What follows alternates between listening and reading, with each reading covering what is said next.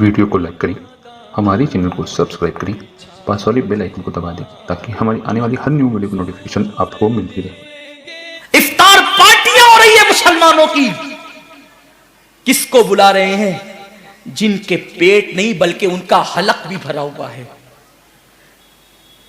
افطار پارٹیوں میں مدعو ان کو کیا جا رہا ہے جن کے حلق بھی بھرے ہوئے اور جو روزے سے نہیں ہے، اور جو بھیونڈی کے مضافات میں، مالیگاؤں کے مضافات میں، بمبئی کے مضافات میں جو روزے دار بچیاں اپنی ماں سے افطار کے وقت کہہ رہی ہے ماں کھجور بھی آج ہمارے گھر نہ آ سکی، افطار کا انتظام تو کر، ان کے لیے کوئی نہیں سوچتا۔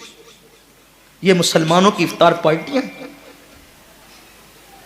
یہ مسلمانوں کا انداز ہے افطار کرانے کا۔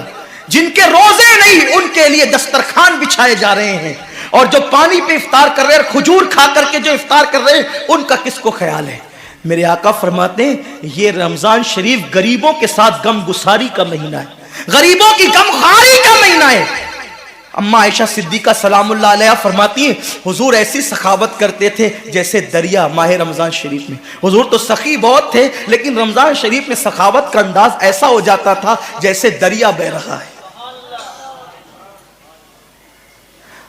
پڑوس میں بچیاں بھوکی ترس رہی ہے جن کے یہاں سحری کا انتظام نہیں، اور ہم سحری کے بعد کھانے کو گھر کے آنگن میں پھینک رہے ہیں۔ کیا انداز ہے؟ اور پھر کہتے ہیں کہ ہم تباہ کیوں ہو رہے ہیں؟ اب تو مسلمان کافروں کو افطار کراتے ہیں۔ یہ غیرت ایمانی ہے لوگوں کی، کافروں کے ساتھ افطار پارٹیاں ہو رہی۔ اللہ سے ڈرو مسلمانوں، اللہ سے ڈرو، رب کا کچھ خوف کرو۔ اگر تم نے حلق تک کھانے والوں کو کھلایا اور ان غریبوں کو سسکیاں لینے پہ چھوڑ دیا تو قیامت کے دن کہیں ایسا نہ ہو کہ تمہارے روزے تمہارے منہ پہ مار دیے جائیں۔ اللہ کے رسول نے نہیں فرمایا کہ جو پیٹ بھر کے کھا کے سو جائے اور اس کا پڑوسی بھوکا ہو ایسا بندہ کامل مومن نہیں ہو سکتا؟ ہم نے حضور کی سنت کو ترک کر دیا، بلکہ میرے کریم آقا نے تو یہاں تک فرمایا اگر غریب بستی میں رہتے ہو اور سالن کی خوشبو سالن پکتے وقت 4 گھروں میں پہنچ جائے تو تھوڑا سا پانی زیادہ ڈال دیا کرو، کیونکہ جن کے گھروں میں خوشبو پہنچی ہے ان کے گھر تک سالن پہنچا دیا کرو۔ اگر ان کا دل اس خوشبو سے ٹوٹ گیا تو اللہ تبارک و تعالی اس معاملے میں بھی تم سے پوچھ گچھ کر سکتا ہے۔ فکر کہاں ہے؟ ایک بزرگ سے پوچھا گیا اسلام کہاں ہے؟ فرمایا کتابوں میں۔ مسلمان کہاں ہے؟ تو کہا قبروں میں۔ اسلام کتابوں میں اور مسلمان قبروں میں۔ اب کیا بچا ہے؟ میں یہ تو نہیں کہتا کہ لوگ کافر ہو گیا، استغفر اللہ، کبھی نہیں کہتا۔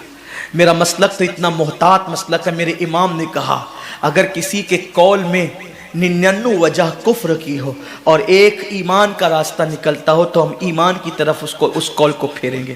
ہمارا مذہب مسلک یہ ہے، ہم مسلک اعلیٰ حضرت کے ماننے والے ہیں، ہم اسماعیل دہلوی کے مسلک کے ماننے والے نہیں ہیں۔ ہمارے مسلک میں بہت احتیاط ہے۔ مولائے کائنات نے کہا آسمان سے زمین پہ گرنا آسان ہے، کسی مسلمان کو کافر کہنا میرے لیے مشکل ہے۔ خارجیوں نے جب مولا علی کو کافر کہا تو فرمایا ان کی بے باکی ہے، وہ مجھے کافر کہتے ہیں، میں ان کو کافر نہیں کہتا، یہ میری احتیاط ہے۔ میں آپ کو کافر کہنے استغفر اللہ کبھی بھی نہیں کہہ سکتا، تصور نہیں کر سکتا، بلکہ خدا کی عزت کی قسم اپنے دل کے جذبات پیش کروں کہ جب ہم ممبر پہ بیٹھ کر کے خطاب کرتے ہیں تو یہ سوچ کے کرتے ہیں کہ ہم اپنے مخدوموں کو خادم کی حیثیت سے سبق سنا رہے ہیں، اللہ ان کی دعاؤں کی برکت سے ہماری نجات کا سامان کر دے گا۔ ہمارا تصور یہ ہوتا ہے، ہم اس تصور کے ساتھ آپ کے پاس بیٹھتے ہیں اور آتے ہیں، لیکن سوچو تو صحیح ہمارے اسلاف نے کیا کہا۔ مذہب کتابوں میں ہے، مسلمان قبروں میں ہے۔ اب کیا ہے؟ کسی نے کہا نا کہ غلط ہے مسلمان مارا گیا، وہ ایک تصویر تھی جو مٹا دی گئی۔ کہیں ہم تصویر مسلم تو نہیں بن گئے؟ صالبہ ابن عبد الرحمن عرض کرتی اللہ جتنا بڑا چاہے تو مجھ پہ عذاب ڈال دے لیکن میرے محبوب کو اس کی اطلاع نہیں ہونے دے۔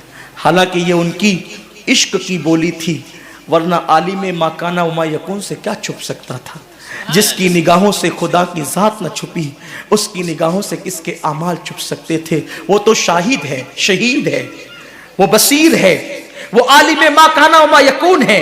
और अंबिया की उम्मत के आमाल पे जो गवाही देंगे, क्या वो अपनी उम्मत के आमाल से बेखबर रहेंगे? मेरे इमाम ने कहा है, फरियाद उम्मती जो करे हाल जार में, मुमकिन नहीं कि खैरे बशर को खबर न हो। वल्लाह वो सुन लेंगे, फरियाद को पहुंचेंगे। इतना तो हो कोई कि आ करे दिल से।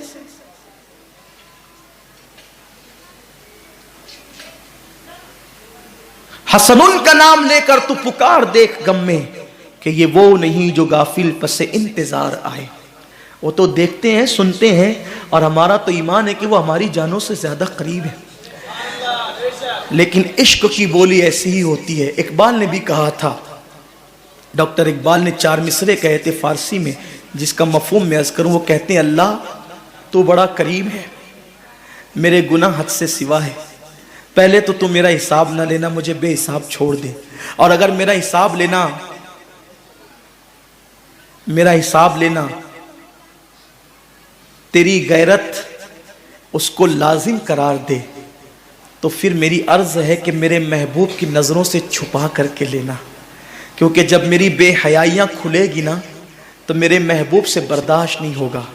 और उसी मफहूम को गालिबन इकबाल ने उस मफहूम को जो अदा किया था मेरे इमाम की 2 मिसरों को, वो कहते हैं, करीम अपने करम का सदका, लई में बेकद्र को न शर्मा, तू और रजा से हिसाब लेना, रजा भी कोई हिसाब में है।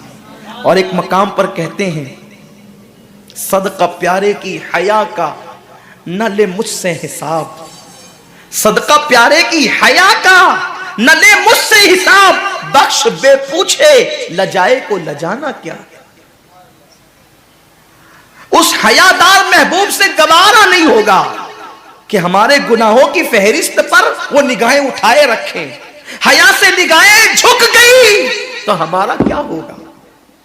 सालिबा कहते, मौला मेरे गुनाह पर चाहे जितना बड़ा मुझे अजाब दे दे, लेकिन मेरे महबूब को खबर मत होने देना। ये कह रहे हैं और फिर रोते हुए कहते हैं, अल्लाह तूने मुझे पैदा क्यों किया। काश कि तूने मुझे पैदा न किया होता, न मुझसे ये गुनाह होता, न मेरे महबूब का दिल टूटता। अब बेचैन हो गए, बेकरार हो गए, न करदा जुर्म ने बेकरार कर दिया। सालिबा हुजूर के पास वो इत्तला लेकर भी नहीं गए, अपने घर भी नहीं गए। मदीने मुनव्वरा के किनारे पर एक गार था, सालिबा उस गार में चले गए और उस गार में जाकर के रात और दिन रोना। और एक बात, काश अल्लाह तूने मुझे पैदा न किया होता और मुझसे ये खता न होता